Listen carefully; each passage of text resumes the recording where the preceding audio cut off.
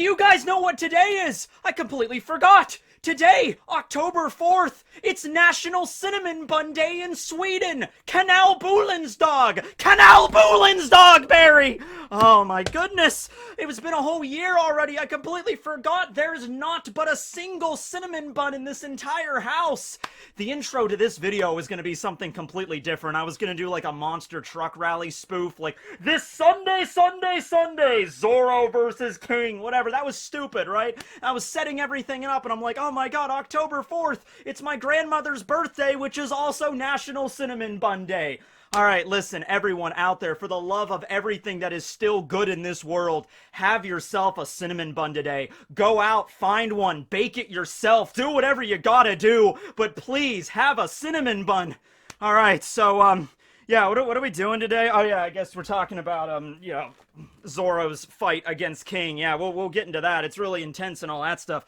But, man, Cinnamon Bun Day. It's an intense day, and I'm not even Swedish, okay? Well, anyway, yeah, so, we're gonna have, the Zoro fight coming up here. Now, I think every One Piece fan should know how this works. I mean, we've been around the block more than once when it comes to the Straw Hats having their fights, okay? So there are Zoro's fights, and then there's the Zoro fight, okay? Like, for example, some of Zoro's fights that he's had in Wano was against Gyukimaru, Kamazo, who turned out to be Killer. He fought against some of Orochi's soldiers. You know, those were Zoro's fights. Fights that Zoro just happened to have over the course of Wano. However, right now, it's the Zoro fight, where he's fighting against King. The fight that's going to be one-on-one, just him versus one of the highest, you know, ranked soldiers of the Beast Pirates and one of the strongest members of the crew right after Kaido. Probably the strongest member of the crew right after Kaido, because Yamato's not really a member of Kaido's crew, okay? And yes, by the way, in case you're curious,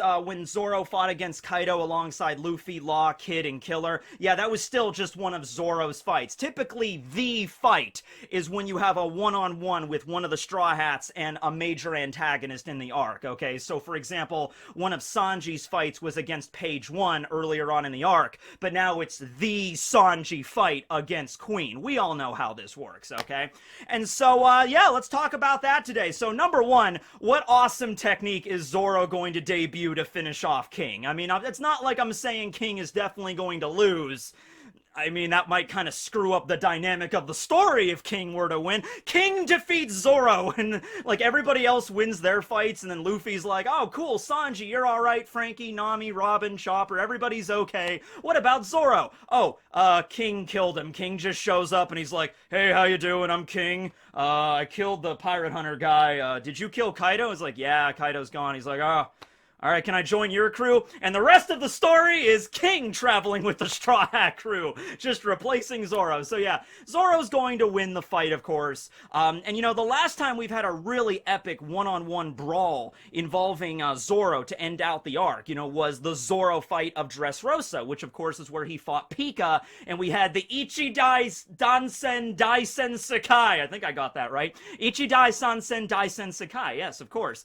And so that was a really epic mountain-splitting attack, quite literally. That's really the first epic move we saw Zoro implementing Haki, turning his katanas into Kokuto, alright? So, going along with that logic, that was just normal armament Haki he added to his swords, but now, of course, Zoro has Enma. So I think, considering he already brawled against two of the Emperors, and he blocked an attack, and then he used Ashura on Kaido, I'm pretty damn certain that Enma has to be close to becoming a straight-up Kokuto at this point, like a permanent black blade, you know? Considering that Odin, if we're going along with the logic that, like, the swordsman that wields the sword sort of, like, you know, like, levels it up to a certain degree, Odin had it for a very long time, and he sliced Kaido with it, Zoro sliced Kaido with it. I would imagine if this blade is going to become a straight-up Kokuto, it is really close to that. So I think the best possible way that Oda could display Zoro cutting down King in the final epic double page, maybe even triple page spread. Shonen Jump is printed with like an extra page you gotta flip out just to see the whole epic display. Would be using Enma, of course, because Enma is such a pivotal part of this arc already, involving Odin and everybody. But then, as Zoro takes the blade, maybe there's a scene where it's like, you know, the blade turns into a black blade, but Zoro thinks to himself, like, I'm almost out of haki. I haven't even added haki to the blade, and it's, okay, I understand what it is now. And then he uses that as a one-sword style technique to cut down King. I don't think we're going to get anything super epic like the Ichi Dansen Daisen Sakai. The reason Zoro had to use such a giant move like that was because Pico was a giant mountain, okay? King, on the other hand, he's a big dude, but also speed is something that is definitely more his speed, okay? And we're not even talking about Speed the Centaur, alright? So it would be really cool if you have King, like at some point in this battle, Zoro completely obliterates King's mask, and so we get to see what King really looks like, and the fight gets really serious, and, you know, King is just bouncing around the battlefield, you know, speed blitzing all over the place in his, Pteranodon hybrid form, and the final clash is, like, at the speed of sound, and beyond the speed of sound, you know, like King just, you know, shoots into the sky and then just dive bombs Zoro at like Mach 6, okay, and he's just breaking the sound barriers as he's going, and Zoro's just on the ground just staring up at him, and he just takes out Enma that's now a Kokuto, and he's like, you know, one sword style, and he uses maybe a new technique, or maybe an upgraded form of a technique pre-time skip we haven't seen yet. That's a technique that specializes in speed, you know, like the name of it would be like, you know, Sound Cutter or something like that, like way cooler and a lot more punny, because Zoro's attacks are all puns, of course, but that would be a cool way to finish it off, would it not be? You know, just like King's like, alright, it's like the final battle between Ichigo and Byakuya, where they're both almost, you know, drained of Ryatsu, and Byakuya's like, alright, this is my final ultimate high-octane attack, where's yours? And Ichigo's like, alright, here's my final high-octane attack. And it's like, alright, let's just see which one wins. So that's how it would end. But yeah, that image in my head of King just dive-bombing Zoro, and then Zoro just on the ground. The medicine that the minks gave him is about to wear off. He's coughing up blood. His muscles are aching, and he's just like, alright, whatever's gonna happen next, this is going to be it. Either I die or I live. You know, this is how it's gonna go. And so he just charges up Enma, everything in one blade, and he attacks King, and maybe slices one of his wings off, or one of his arms off, or something, and then King hits the ground, and then Zoro... There's a moment where Zoro's about to have some, like, really cool one-liner, where he's just like, well...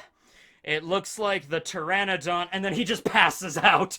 Like, he was gonna say something cool, but then at that moment, the medicine wears off, and Zoro's like, oh, it looks like I had to clip your wing. Okay, I'm done. And then he just passes out next to King, right?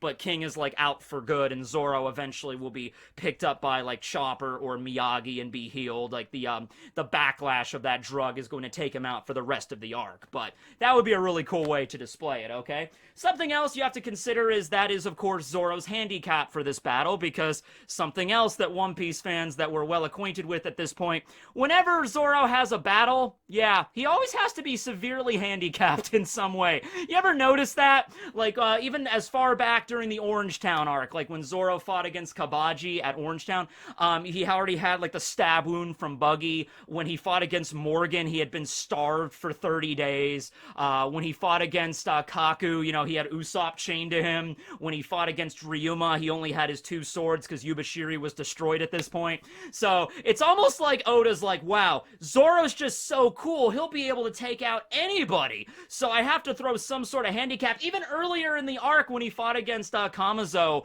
he had, I think, a wound already from that. When he fought against the Pacifista at Sabaody, he was still reeling from the devastation of the nothing happened moment, which, by the way, I have, you know, drawn my own interpretation of the nothing happened moment, and I have to say,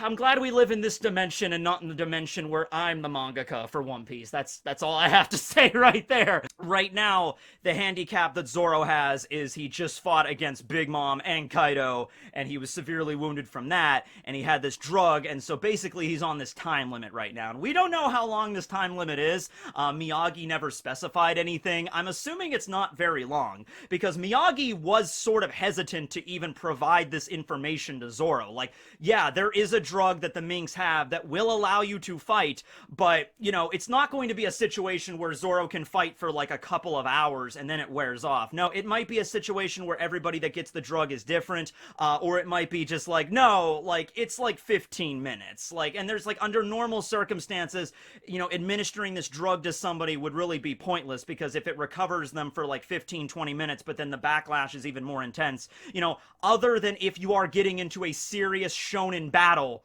what would be the point of administering that to somebody, right? Okay, but in this instance, it works great for Zoro, right? So he's on a time limit, but he's got Enma, and I think Enma's going to carry the day. Enma's, of course, going to be the sword that Oda wants to highlight, because it is going to be Zoro's new sword. We are going to have, like, a final moment with Shusui after the battle is over.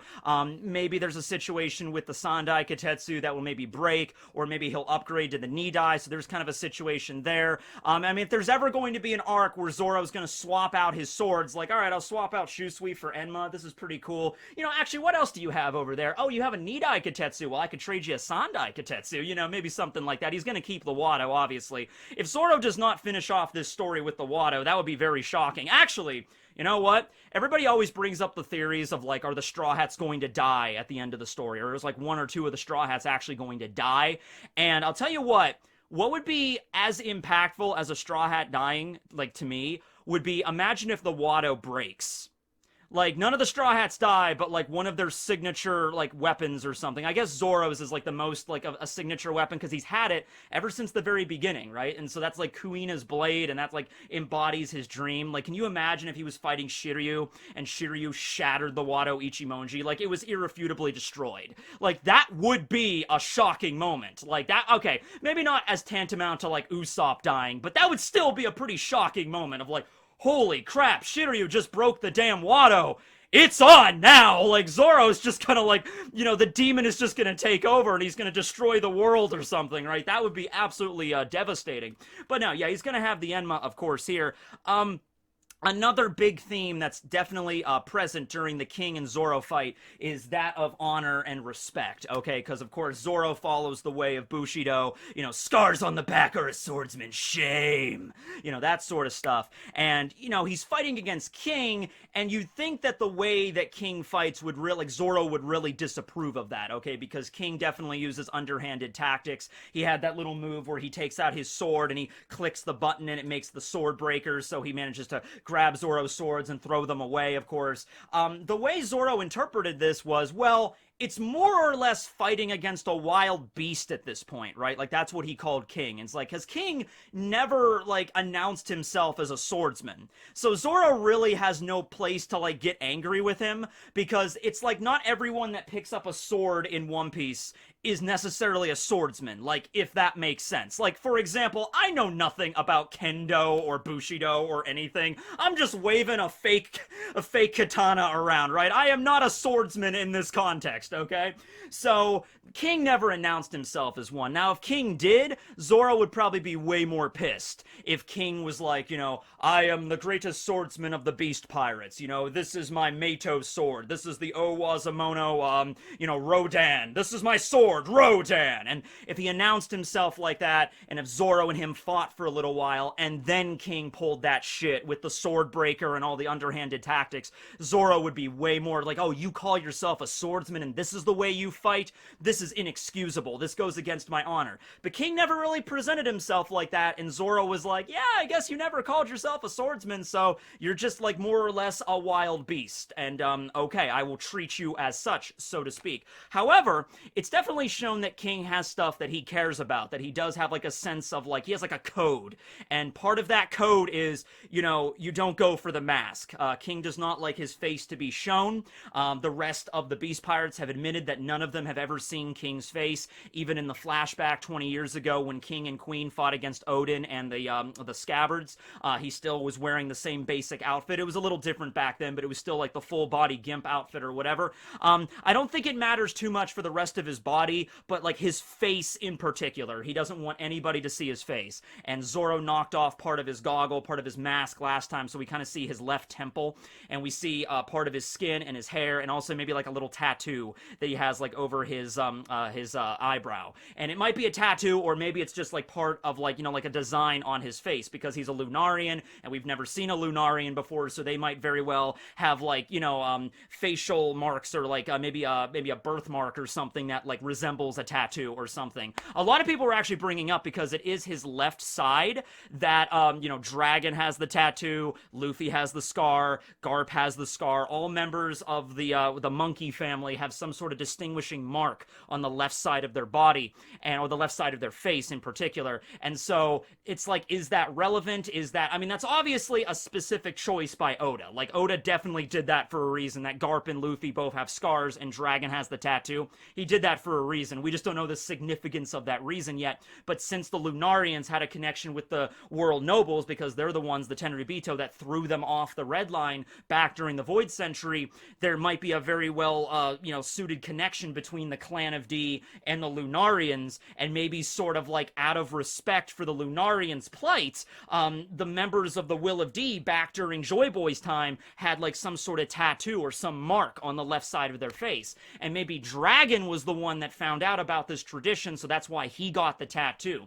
But even if it's like they don't know about it, Fate just has a way of getting some sort of identifying mark on the left side of the monkey family's face. Like Luffy and Garp both have scars. Luffy did not know anything about that. He gave himself that scar when he was like 6 or 7 years old. But it's just like, that's just the way things go. It's like, oh yes, you're a member of the Will of D and you have that mark now, okay? Might be something like that. Actually, we don't really know about the Lunarians' like specific stance. Like, if the Tenryubito kicked them off the Red Line, obviously they would hate the Tenryubito because they destroyed their ancestral homeland, right? But we don't know necessarily if the Lunarians maybe went into hiding, or if they waged a war with the Tenryubito. Maybe the Lunarians were part of the Clan of D, or maybe they helped start the Clan of D. Like, they helped out Joy Boy, and it's like Joy Boy offered to help them, and it's like, okay, we'll form like a resistance movement against the Tenryubito so we can get our homeland back, and you can also rebuke the world government at the same time.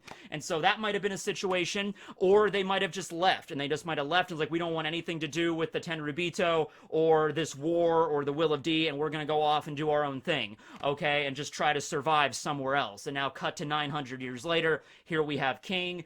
It was revealed in a Vivre card, King is only about 46 years old, so he's not like, you know, 900 years old or anything like that, okay? So he is, I guess they age like relatively normally compared to humans, or like fishmen, or whatever the Lunarians do. But that would also imply that, like, okay, well, what about King's parents and grandparents? They must have survived somewhere in the world.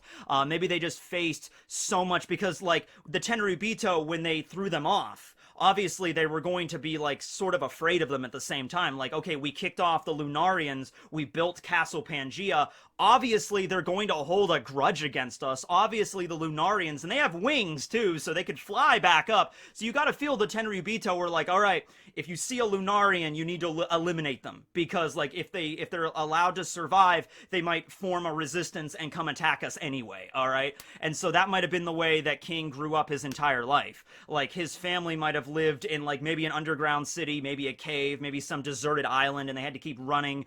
Maybe that's the reason he hides, you know, his skin, because if the world government or if the Marines see his skin or his facial tattoos or whatever, the markings he has or whatever, they'd be like, you're a Lunarian, you need to be eliminated. And it's like a top secret sort of thing, because most people don't even know about Lunarians anymore, right? Marco spoke about them just as like a rumor that Whitebeard told him years ago, all right? It's something that maybe like the Cypher Poles would know about, like the intelligence gathering organizations, they would know about their existence. And if you ever find one, like most of them have been wiped out at this point, but if you ever find one that exists, you have to attack them. And that might be like, maybe the world government doesn't even know King's true identity, because King, as long as he's been working for Kaido, has worn that outfit. So the world government that has fought Kaido many times, remember Kaido has, you know, been captured, you know, by the world government a few times before this. That's how Vegapunk was able to even extract the devil fruit to make Momos.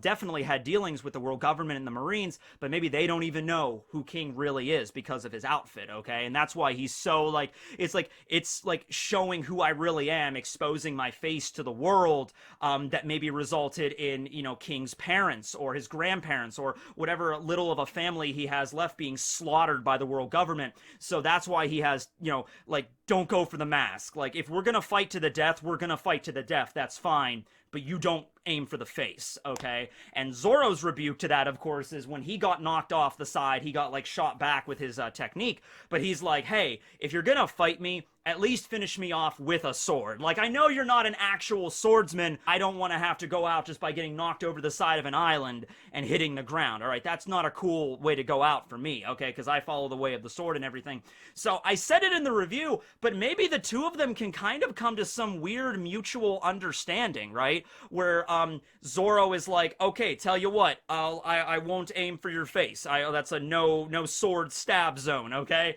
And King is like, all right, fine. And if you want me to fight with a sword, fine, I'll fight with a sword. I won't use the sword breaker or anything like that. I'll just use a sword and my devil fruit powers, in conjunction with my sword, and that's how I will fight you, okay? Roronoa Zoro. And that would actually be, that would be a cool way. I mean, like, the only thing is there, I mean, everybody wants to see King's face. Like, the fans really want to see his face. I don't know. I mean, you know what? A really cool way Oda could spin it is, instead of just Zoro, like, slicing off his mask, I think that something would be way more impactful for both of the characters, Zoro and King here. They both mutually understand each other. They continue their fight. Zoro eventually wins. He maybe does the really cool, like, technique with Enma and, slices King or whatever. King hits the ground.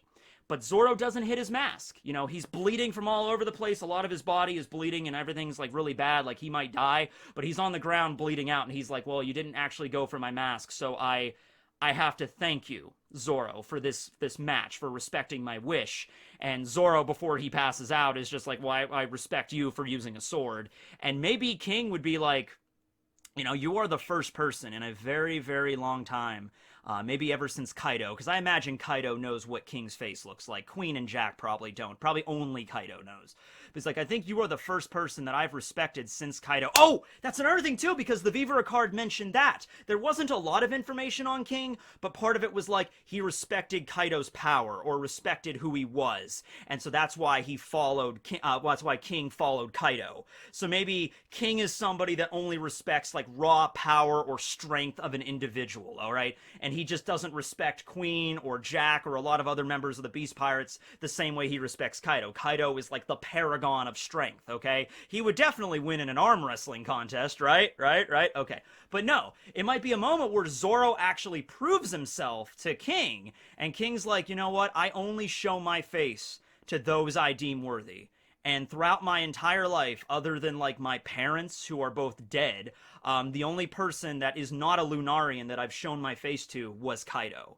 So, allow me to show you my face. And then he takes off the mask willingly, and Zoro sees his face. And then that's how the fight ends. And then Zoro passes out because of the effects of the drug. That, I think, would be a way cool way to do it. Instead of Zoro just being like, well, I don't care about what what your opinions are. You don't care about this. I'm just going to cut your mask off, I mean, you could do that. I mean, I don't think it's anything big. I mean, Zoro is a pirate after all. It's like, what does he care, But at the same time, it's like, I think that way of doing it would really expand on Zoro and King's, character developments and stuff. Especially if, we don't really get to see King after this battle. I mean, we're going to get this epic war at Laugh Tale. Like, that's already been set up, but we don't know if, like, Kaido and all of his crew is going to be there, because a lot of them have already been defeated at this point or turned over to fight on Tama's side. So, I would like to see King and Queen and maybe Jack again during the final war, but I have no idea if that's going to happen. So, what do you guys think about that perspective? Do you think it's just going to be an all-out brawl where it's like Zoro doesn't care about King's wishes, King doesn't care about his? It's like, I'm going to fight you however I want. Like, okay, fine, I'm aiming for the mask then. I'm going for a headshot. That's what I'm doing. Or are they going to respect one another? How's that going to go, right? But yeah, it's going to be an epic fight regardless. I think we're going to get to see a lot of new techniques from Zoro, a lot of stuff highlighting Enma and the Kokuto. Maybe this will be the fight. This could be it, where not only does it become a Kokuto, like, Zoro would not know this right away. I mean, maybe he would, because when Luffy had the knee dye, he sort of sensed that it was a Meito. So perhaps right before Zoro passes out, something else that could happen is he looks up at Enma and he's like, I finally turned it into a black blade, just like Mihawk's. And, like, he senses, like, the aura off of Enma has changed. It's almost just like Yoru. And then he passes out. And then maybe when he wakes up, maybe Tenguyama looks at Enma and he's like, this is splendid. This is magnificent. Do you know what you did? You not only turned Enma into a Kokuto, but you also raised its rank. Like Tenguyama, a master swordsmith of the land of Wano. He's like, 80 years old or whatever. He looks upon Enma and he's like, I can say with 100% accuracy, this is truly a Saijō Ō Wazamono grade sword. And it is one that you have forged with your own haki and your own will. Maybe Odin helped a little bit. Here you are, Zoro, pirate hunter. And so Zoro picks it up and he's like, damn straight, finally. Finally, I got a Saijō. That could be the way it could go, though. Like, Zoro could sense Enma and the same aura that Yoru gave off, Mihawk's blade, which Zoro knows all too well. I mean, he was stabbed by it, he was slashed by it. I think he knows what a Saijō Ō Wazamono blade feels like, okay? So he's like, yeah, this is a Saijō. This is the same class as Mihawk's, okay? And then Tenguyama could confirm it, okay? So that would be great if that happened. But yeah, I think that's the way we're going on this battle. Thanks for watching, everybody. Oh, yes, so we're in October now, which means what I'm thinking about doing is we did Ant Facts for a big chunk of this year, and then we did Bat Facts for mostly September. Since it was A and then B, why don't we just keep going down the alphabet? Why not, right? Every month or so, and I'm not going to make it like, it's like on the first of the month exactly, but every month or so, how about we do a different form of animal facts going down the alphabet. And I don't have one today for you because I want you guys to leave some suggestions down below and see which ones get, like, upvoted the most. So they could be, like, any animal that starts with the letter C. It could be, like, camel facts, caterpillar facts, cat facts, I guess. Chameleon facts. Oh, that's a good one. But let me know down below. Give me some suggestions for animal facts for this month, and maybe we could do, like, this every single month from here on out. Something like that. Thanks for watching, everybody. This will be Tekking and Barry signing out.